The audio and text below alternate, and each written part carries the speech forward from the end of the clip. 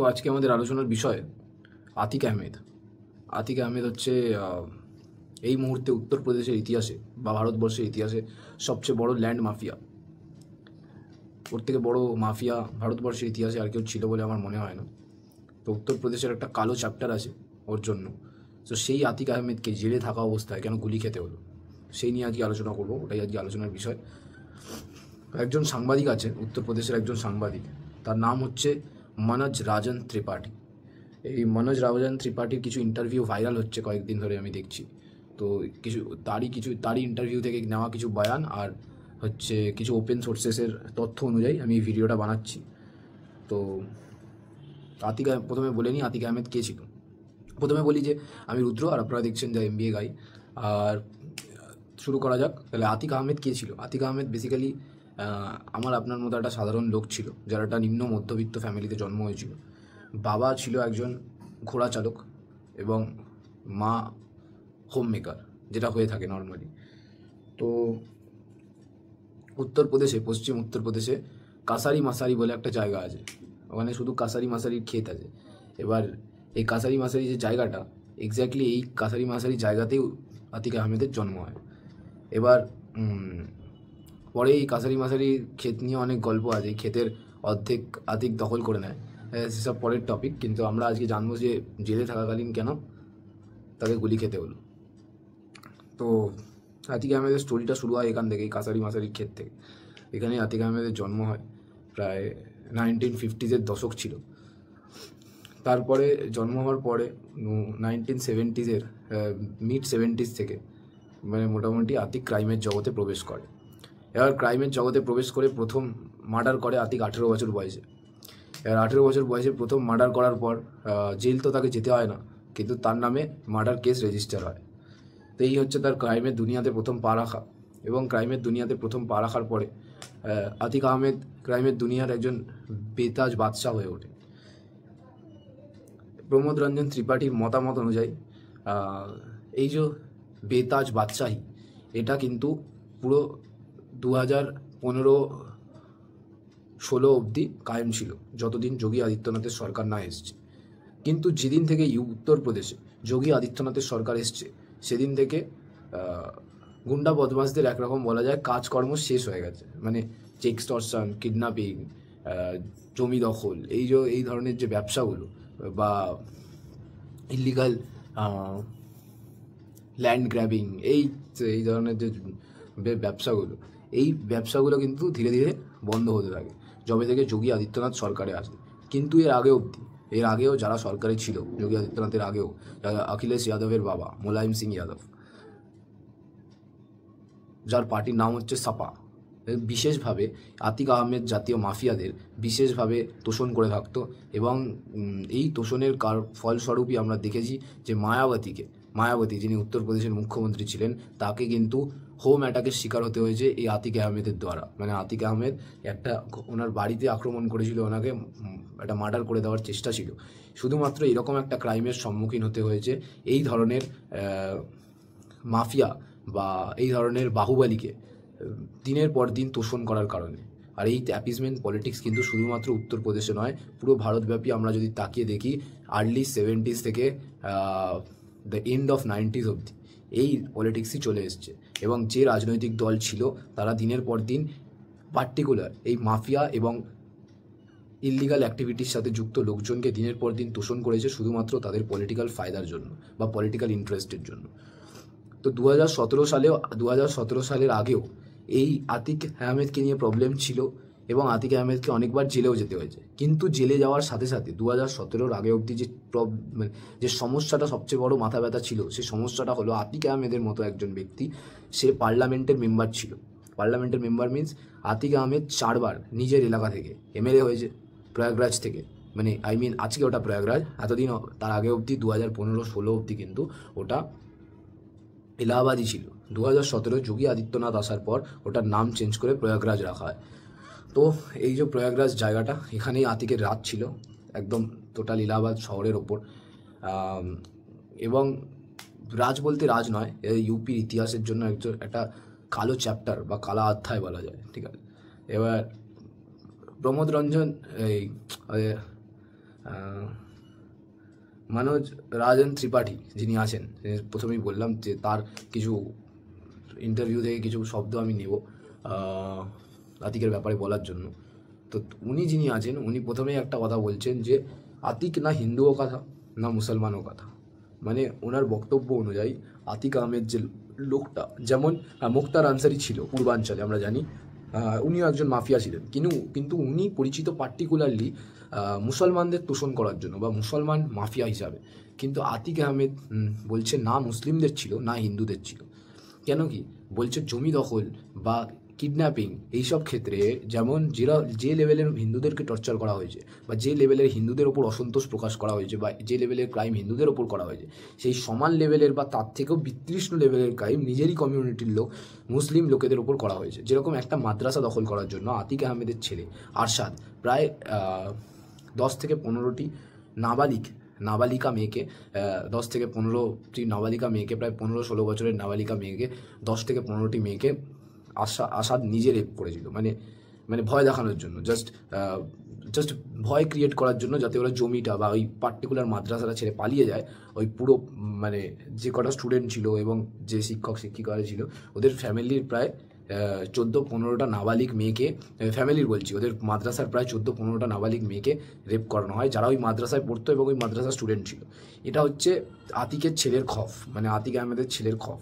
তো সেই কারণে মনোজ রাজন ত্রিপাঠী বলছেন যে না আতিক হিন্দুদের ছিল না আতিক মুসলিমদের ছিল।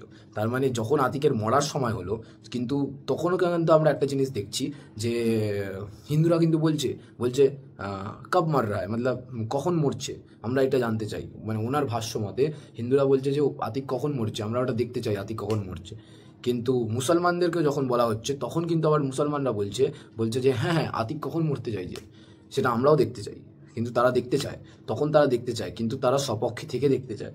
কিন্তু যে হিন্দুদের উপর অত্যাচার হয়েছে সেই হিন্দুরাও কিন্তু আতিককে মরা দেখতে চায়, কিন্তু তারা সপক্ষে থাকতে কখনোই পারবে না। তার কারণ না আতিক তাদের কমিউনিটি থেকে বিলং করে, না আতিকের অন্যায়গুলোকে কখনো মেনে নেওয়া যায়, ঠিক আছে।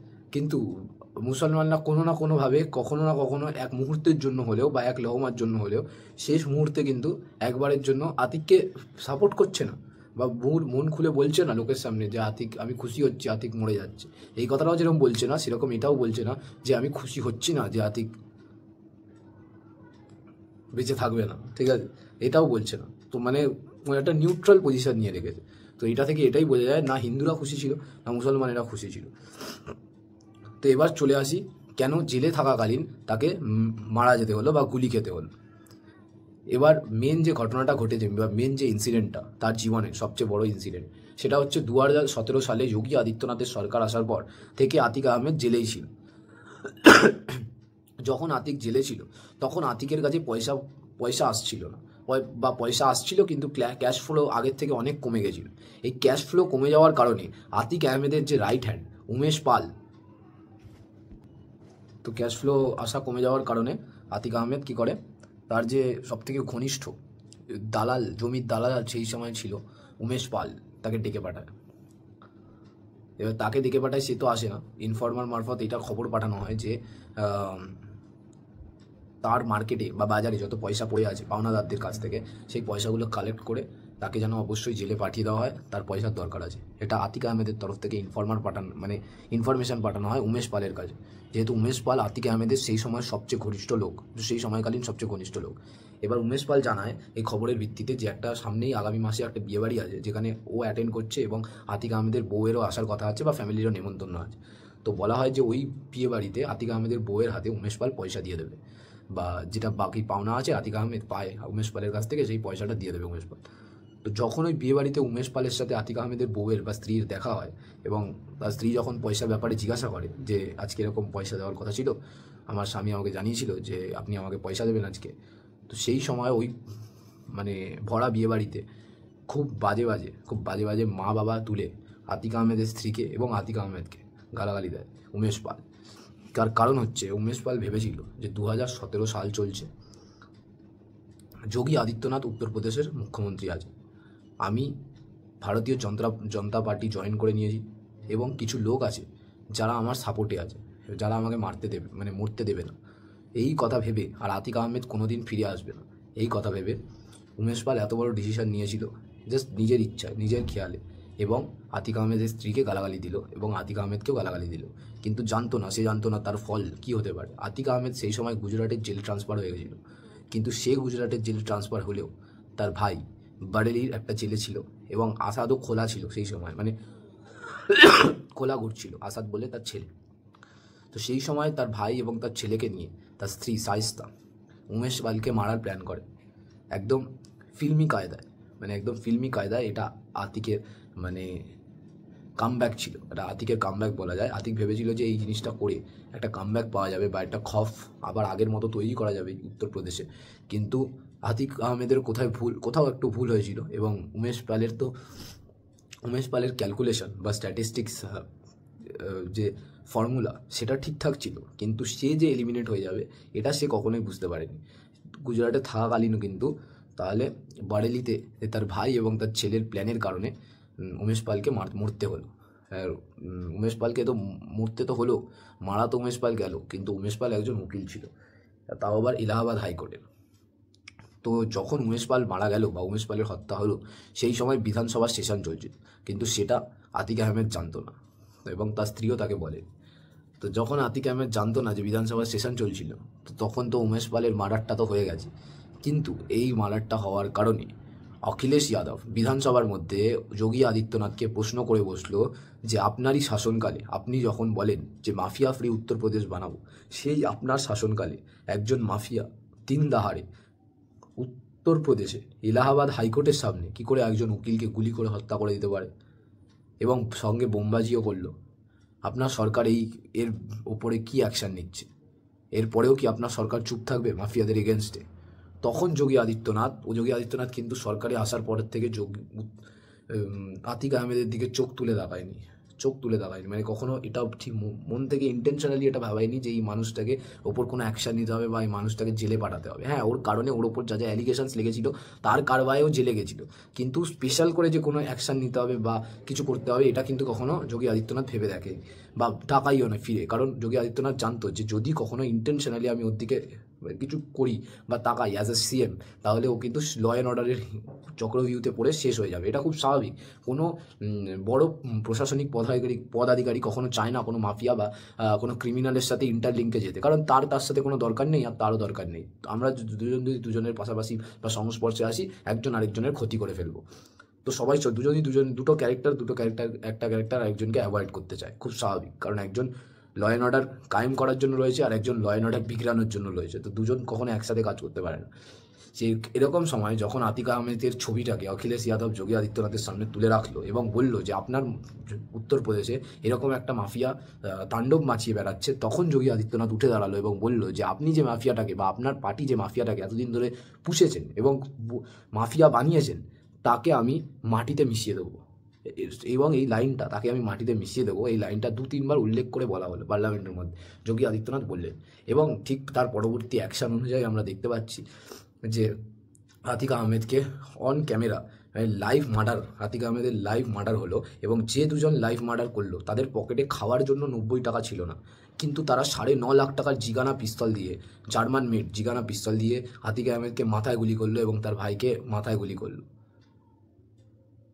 মানে এটা একটা আশ্চর্যজনক ঘটনা। মানুষ হয়তো অনেকে হয়তো অনেক মার্ডার দেখেছে, মানে টিভিতেও দেখেছে, সিনেমায়ও দেখেছে, বা হয়তো সত্যিকারেরও মার্ডার দেখেছে অনেকে, কিন্তু লাইভ মার্ডার এবং এটা পৃথিবীকে দেখানো, পুরো ওয়ার্ল্ড, পুরো দুনিয়া, গ্লোবালি এই জিনিসটাকে শেয়ার করা বা প্রচার করা, এটা একটা মানে নিজের কাছে নিজে একটা বিশাল ব্যাপার। মানে এরকম জিনিস না কেউ কখনো দেখেছে, না ভবিষ্যতে কেউ কখনো দেখবে, কিন্তু যেটা হয়েছে সেটা খুবই ভয়াবহ হয়েছে। এবং এরকম লেভেলের একজন মাফিয়া বা এরকম লেভেলের একজন বাহুবলীর সাথে এটাই আমার মনে হয় এটাই যথাযথ ট্রিটমেন্ট বা এটাই হওয়া দরকার ছিল। এবং সেই জায়গায় আতিক আহমেদ পেচ্ছাপও করে দেয়, মানে যেখানে এই ইনসিডেন্টটা ঘটে বা যেখানে মিডিয়ার লোকেরা তাকে নিয়ে যাচ্ছিল মেডিকেল চেক আপের পর, এবং মিডিয়ারই মধ্যে থাকা মিডিয়ারই লোক হিসাবে থাকা দুজন লোক, তারা পিস্তল বার করে এবং আতিক আহমেদকে এবং তার ভাইকে যে গুলি করে মোশাররফকে, এই দুজনকে মারার সাথে সাথে এটা কিন্তু একটা সিনেম্যাটিক ছবি হিসাবে বা এটা উত্তরপ্রদেশের কালো অধ্যায়ের শেষ হিসাবে এবং নতুন অধ্যায়ের শুরু হিসাবে একটা দৃষ্টান্ত প্রতিষ্ঠিত হয়। এবং মিডিয়া এই থেকে যে তারা যে তারা যেভাবে তারা আতিক আহমেদকে মেরেছে তা থেকে কিন্তু মিডিয়ার ওপর সন্দেহ করা যায় না, কারণ মিডিয়ার কাজ করছিল। তারা যারা এসছিল তারা কিন্তু মিডিয়ার লোক ছিল না। তাদের সোজা কথা, তাদের ইন্টেনশনই ছিল মিডিয়ার মাঝখানে নিজেদের গা ঢাকা দেওয়া এবং নিজেদের কাজ সম্পূর্ণ করা। তো খুব স্বাভাবিকভাবেই আমরা এটা থেকে তো এই ইনফ্লুয়েন্সটুকু বুঝতেই পারি যে একটা 90 টাকা নেই যে মানুষটার পকেটে খাবার খাওয়ার জন্য, সেই মানুষটা একটা এত বড় মাফিয়াকে গুলি করছে 9.5 লাখ টাকার পিস্তল দিয়ে, এবং গুলি করার সাথে সাথে জয় শ্রীরাম বলে স্যারেন্ডার করছে। তাহলে এখানে ইন্টেনশন খুব ক্লিয়ার। সরকারের অবশ্যই একটা অদৃশ্য হাত এর পেছনে আছে, যা আমরা দেখতে পাচ্ছি না। এবং সরকার না চাইলে এরকম ধরনের শাস্তিমূলক অ্যাক্টিভিটি কখনোই পসিবল নয়। এই শাস্তি কিন্তু সত্যিকারের শাস্তি। এই শাস্তি কিন্তু সময় সাপেক্ষ শাস্তি নয়, বা আইনের অপেক্ষায় বসে থাকা শাস্তি নয়। এই শাস্তি অ্যাকচুয়াল শাস্তি। কারণ যে লোক যখন উত্তরপ্রদেশে যখন আতিক আহমেদের কনভয় বেরোতো, তখন 400 থেকে 500 গাড়ি কনভয়ে থাকতো, এবং বলছে এলাহাবাদে যদি কোনো সিনেমা আর্টিস্টও ভুল করে একটা দামি, যেই গাড়িটা মার্কেটে লঞ্চ করেনি, এরকম একটা গাড়ি কিনে নিত, আতিক আহমেদ তার কাছ থেকে গাড়িটা ছিনিয়ে নিত এবং তাকে 2-5 লাখ টাকা দিয়ে তার জুতোটা অবধি কেড়ে নিয়ে তাকে খালি পায়ে হাঁটিয়ে বাড়ি পাঠাতো। তো এরকম মাফিয়ার সাথে এরকম ধরনের শাস্তিমূলক আচরণ যদি না হয়, মানে সঙ্গে সঙ্গে কারবাই যদি না হয়, তাহলে প্রত্যেকটা ভারতবর্ষের প্রত্যেকটা রাজ্যের অবস্থা পশ্চিমবাংলার মতো হয়ে দাঁড়াবে, এবং কোথাও ল অ্যান্ড অর্ডারের কোনো স্ট্রাকচারই থাকবে না।